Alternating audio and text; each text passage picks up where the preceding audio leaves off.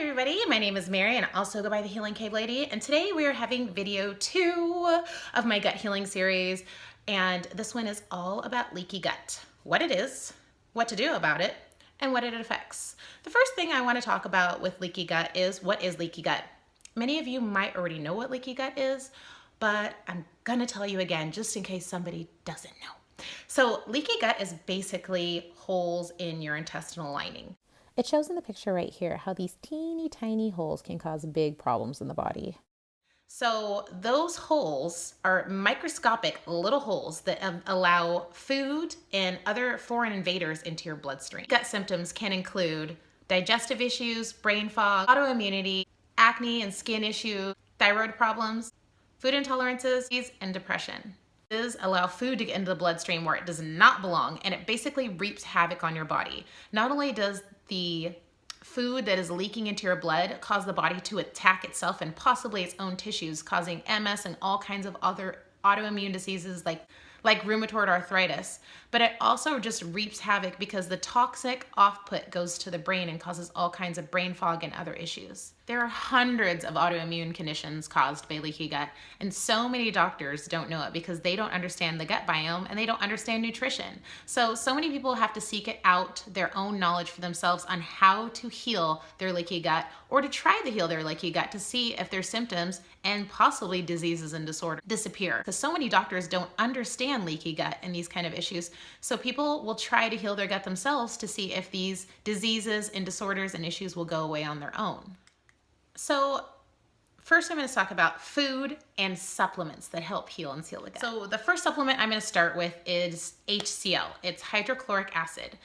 So hydrochloric acid is naturally occurring in your stomach, and sometimes our stomach just needs a little bit of extra to help break down food. So the next supplement I'm going to talk about is digestive enzymes, the enterocytes, so that your body can break down foods to a cellular level so it can use all the vitamins and minerals in the food you're eating. Imagine eating all of your foods and not being able to digest them, and what happens? Do you know what happens? It rots and ferments in the gut. And everything that's left over feeds all of the pathogenic yeasts and bacteria and viruses and everything down there. It causes gas, fat storage in some cases. So taking your digestive enzyme is one of the most important things you can do. A vital amino acid called glutamine. So L-glutamine is one of the most abundant amino acids in the body, and it also helps with gut permeability. So it helps patch up the little holes in the gut. So the next thing I would suggest is collagen peptides. Collagen peptides has a vast array of amino acids, a slippery surface, so that even if some undigested food travels into the intestinal tract, it actually creates that slippery surface so that it might bounce off the area instead of leaking into the gut lining. So of course, our vital proteins, collagen peptides is amazing. The next thing I want to talk about is bone broth. Bone broth is very similar to collagen peptides, but has an even larger amino acid profile. And amino acids are the building blocks of protein, which are the building blocks of life and the building blocks of healing. So basically, by adding collagen peptides, bone broth, they're going to heal and seal and soothe the gut lining. So there's going to be less inflammation. There's going to be less leaking. There's going to be less autoimmunity. It's going to heal your gut at a rapid rate. So the next supplement I want to talk about is probiotics. Because with probiotics, you know, we've healed it, we've sealed it, and now we have to replenish. So we're replenishing our probiotics, and there's a couple different ways to do that. I absolutely love the HMF product line by Genestra. HMF are human bacteria probiotics. And the reason you want to go with human bacteria probiotics instead of going with probiotics that are made from yeasts or made from dairy or soy is because human probiotics are not only bioidentical to the probiotics that we actually need in our body, the bacteria that are naturally occurring and beneficial, they don't die off in the stomach acid. They can actually make it through the stomach and replenish the bacteria in our gut lining. So many of the bacterias on the market, I call them bacterias, but probiotics on the market can't even make it past the stomach. And we want to replenish the gut lining, even though basically Every part of us needs bacteria. It's very, very important in the gut lining.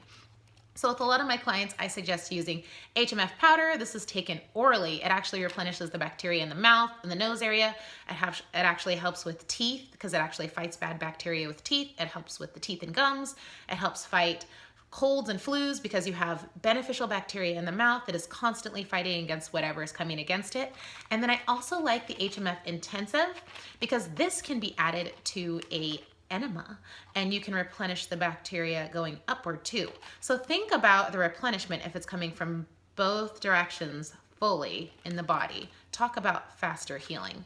The other way to replenish your bacteria would be with naturally fermented foods. Now, you can buy them at the grocery store, but you can also make your own naturally fermented foods. So you can make your own sauerkraut. But what I would suggest based on Dr. Natasha Campbell McBride's book of Gut and Psychology Syndrome is to start with just the brine, because the brine is the liquid that is abundant in our kraut here. The brine doesn't have any fibers you have to break down. And our body at first is gonna have a very, very hard time breaking down any raw vegetables. So if you start with a teaspoon or so, half a teaspoon to a teaspoon of sauerkraut brine, when you put the sauerkraut brine in your mouth, it's sour. It tells the brain instantly, it's information. It tells the brain instantly to create more stomach acid because anything sour tells the brain to create more stomach acid. It thinks that cabbage is going to be coming down, but just probiotic juices are coming down. So what it does is it helps create more stomach acid. It helps replenish the bacteria that's needed, the healthy probiotics. So it's doing a twofold effect going on in the body. So later down in your healing road, you can actually add the actual sauerkraut. I always tell people it's really great to take baby steps and to stick with cooked vegetables. They're slow cooked, easy to digest, lots of soups, and things that are going to be really easy on the gut line, because even a little string of sauerkraut that is undigested is going to opportunity for good and bad bacteria to feed off of if it gets left undigested. So starting with a brine is an amazing way to help replenish the bacteria. The amount of bacteria in naturally fermented foods is actually much more than most probiotics, but because it's only a couple strains of the lactobacilli, I do like to get a brine probiotics and mixing the strains up. So that's always a good way to help heal, seal, and replenish the gut lining. So the next thing is probably the most important thing. So you can heal the gut and you can seal the gut, but if you're not consuming easy to digest foods, you're actually gonna mess your gut right back up. So the most important thing to do, especially at the beginning of your healing process, is to eat very, very easy to digest foods. So we're talking slow cooker, we're talking Instant Pot, pressure cooker foods, things that are broken down, and we're talking foods that are super, super low starchy. Broth to them, you can saute them in bone broth, or you can saute them and add bone broth and make a soup out of them.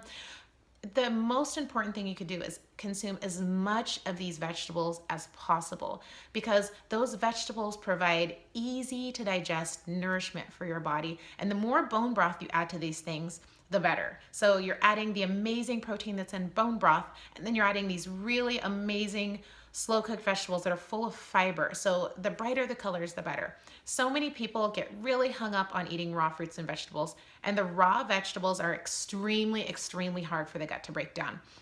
Probably 10 times harder than cooked vegetables. So even blending raw fruits and vegetables, people tell me they blend it in their smoothie and their Vitamix and they drink it and it's liquefied and they still get gas. And it's because the cell wall of raw vegetables is so hard to break down that the stomach still is just not ready for it. And down the road, you can totally add those things back in. But in the gut healing process, it's really important to take baby steps and just really listen to your body and say, oh, wow, that's making me bloated. Even though it sounds like a good idea or it sounds healthy, it may not be a good idea for me right now in this time. So the good thing is so many people are worried about getting all their colorful fruits and vegetables, and the amazing thing is what you can do is you can juice them.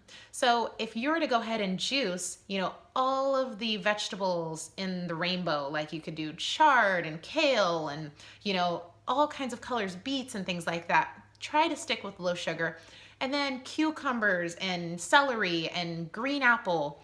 And then you can add a little bit of MCT oil to your juice, and that way it won't spike your blood sugar, but your vitamins and minerals will be able to be absorbed in your bloodstream within minutes, and your body is gonna freak out. It's gonna be like, oh my gosh, this body hasn't been able to absorb vitamins and minerals for so long. All of a sudden, the blood is oxygenated. The more greens that you juice, it cleanses the blood. It cleanses brain fog. It cleanses toxins out of the body. It cleanses heavy metals. It's probably one of the most important things you can do for your body. Getting all those colors is actually really important for the body. So, you know, if it's that juice is a little bit higher in sugar, oil to it. That being said, mineralize the body, those enzymes naturally and antioxidants, and just fill your body with nutrition that's easy to absorb. The other thing that's really important to talk about is meat consumption. Not only meat and how it's cooked, but the quantity of meat. Because meat is so hard to digest, and even with HCl, even with digestive enzymes, meat is just really, really heavy on the body. So what I tell people to do as often as possible is really to increase the amount of vegetables they're eating. So most people eat veggies as a side, and by the time it's cooked, it's taking up this much room on the plate. I tell people to do like 10 times that. Cook huge sheets of roasted vegetables and make it the main focus, and have your protein just be kind of like an accompaniment.